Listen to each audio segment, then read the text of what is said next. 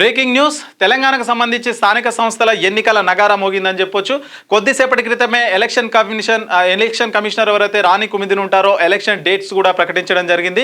ఇక తెలంగాణ రాష్ట్ర వ్యాప్తంగా వార్డు మెంబర్స్ కావచ్చు, సర్పంచ్ కావచ్చు, సో ఎన్నికలకైతే సిద్ధమైందని చెప్పొచ్చు. మొత్తం కూడా షెడ్యూల్ అయితే ప్రకటించడం జరిగింది.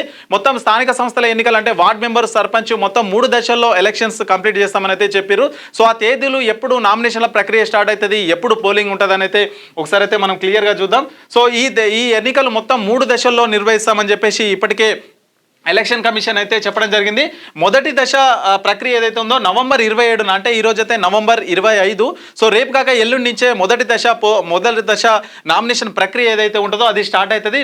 డిసెంబర్ 11వ తారీఖున, అంటే నెక్స్ట్ డిసెంబర్ 11వ తారీఖున మొదటి దశ పోలింగ్ అయితే ఉంటుంది అనమాట. సో రెండో దశ వచ్చేసి డిసెంబర్ 3 నుంచి అయితే స్టార్ట్ అవుతుంది. డిసెంబర్ 3 నుంచి నామినేషన్స్ ఇవన్నీ తీసుకుంటారు.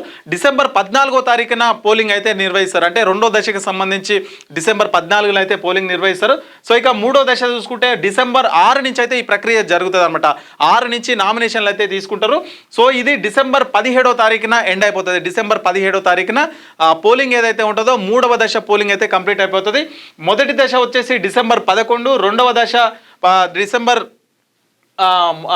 14, మూడవ దశ డిసెంబర్ 17. సో ఈ మొత్తం కూడా ఈ డిసెంబర్ నెలలో మొత్తం స్థానిక సంస్థల ఎన్నికలు కంప్లీట్ అయిపోతాయని చెప్పేసి ఇప్పటికే స్టేట్ ఎలక్షన్ కమిషన్ ఏదైతే ఉందో చెప్పేశారు. సో ఈ రోజు నుంచి అయితే ఎన్నికల కోడ్ ఏదైతే ఉంటుందో దాన్ని అయితే అమలు వస్తుందన్నట్లుగా ఇప్పుడే అధికారులు అయితే చెప్పడం జరిగింది. ఇంకా ఈ రోజు నుంచి అయితే ఎలక్షన్ కమిషన్ ఉంటుంది. ఎలాంటి అభివృద్ధి పనులు కావచ్చు, ఎలాంటి మరి ఓటర్లను ప్రభావితం చేసే పనులు ఏవి కూడా చేయొద్దని చెప్పేసి కూడా ఎలక్షన్ కమిషన్ అయితే చెప్పడం జరిగింది. ఇక దీనికి రాజకీయ పార్టీలు అందరికీ కూడా క్లియర్గా అయితే ఇన్స్ట్రక్షన్స్ అయితే ఇచ్చారు. మరి ఎలక్షన్స్కు ప్రతి ఒక్కరు సహకరించాలని చెప్పేసి అక్కడ పోలీసులు కావచ్చు, ఇక్కడ ఎలక్షన్ కమిషన్ సంబంధించిన అధికారులు కావచ్చు, వాళ్ళందరూ చెప్పడం జరిగింది.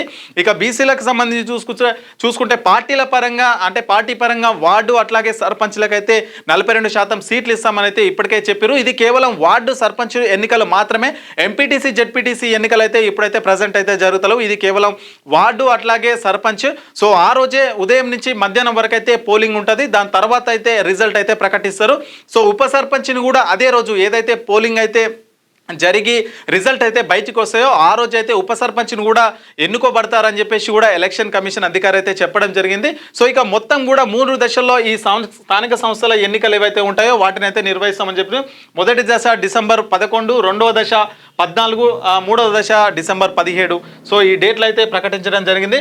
సో ఈసారి స్థానిక సంస్థలకు సంబంధించి ఎట్లాంటి అడ్డంకులు అయితే లేవని చెప్పొచ్చు. ఎందుకంటే ఇది సుప్రీంకోర్టు 50% పరిమితి మించకుండా ఉంది కాబట్టి ఈసారి ఎలక్షన్స్ ఖచ్చితంగా జరుగుతాయని అయితే కన్ఫర్మ్గా చెప్పొచ్చు. ఇంకా రేపు నవంబర్ 27 నుంచి అయితే ఈ ప్రక్రియ అయితే కొనసాగుతుంది. మొదటి దశ పోలింగ్ అయితే నవంబర్ 17 నుంచి అయితే స్టార్ట్ అవుతుంది. డిసెంబర్ 17 లోపు మొత్తం ఈ స్థానిక సంస్థల ఎన్నికలు ఏవైతే ఉంటాయో అవైతే కంప్లీట్ అయిపోతాయి. ఇక డిసెంబర్ 15 నాడు కొత్త సర్పంచ్లు అయితే ఎన్నుకోబడతారు.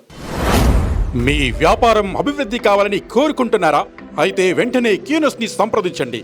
Schools, colleges, banks, shops, office promotions, land promotions, political promotions, restaurant promotions, hospital promotions, పుట్టినరోజు వేడుకలు, శుభకార్యాలు, వ్యాపారాలు ఏవైనా, సందర్భం ఏదైనా ఇప్పుడే క్యూనస్ ద్వారా తెలియజేయండి. మీ వ్యాపారాన్ని అభివృద్ధి చేసుకోండి.